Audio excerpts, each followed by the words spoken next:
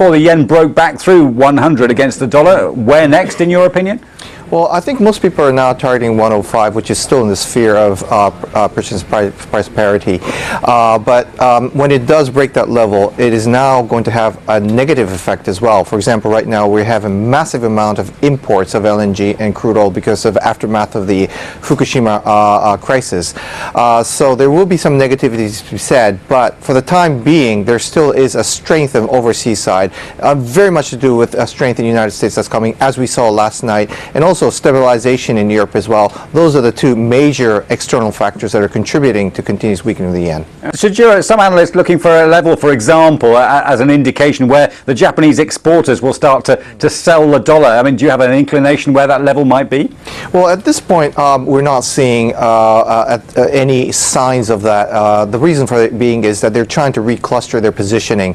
I mean, they're only starting to reap the benefit of a weakening of their, or I should say more like a correction of excessive strength of the yen, and basically not only benefiting from the operating levels, but from here onwards they'll be trying to claw some of the market share back through the pricing strategy, which they've lost immensely to the Germans and also to the Koreans on the high end and the low end respectively, and for that reason at this point their FX policy still remains very conservative, targeting many of them at 90 yen to a dollar or 95 yen to a dollar as we see the earnings right now. The wider side of things, that the Nikkei continues to jump, does that continue as a result as well?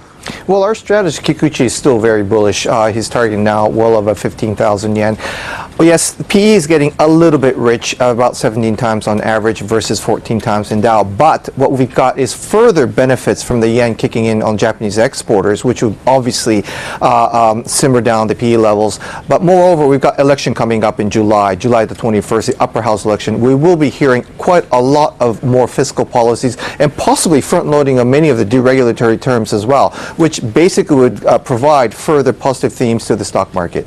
And do you think that competitors like Germany, for example, will be complaining about this, or are the Japanese basically getting their own back here? Well, basically, I agree with the opinion that, you know, the fact of the matter is it's very recent that the Japanese have started to learn about verbal intervention, and compared to what they've been doing, the Japanese authorities still have only just begun. So the fact of the matter is I think they will not consider that as a pressure. And most importantly, unless they get pressure from the United States, I doubt the Japanese authorities would really take into account to alter their strategy in any sense or form.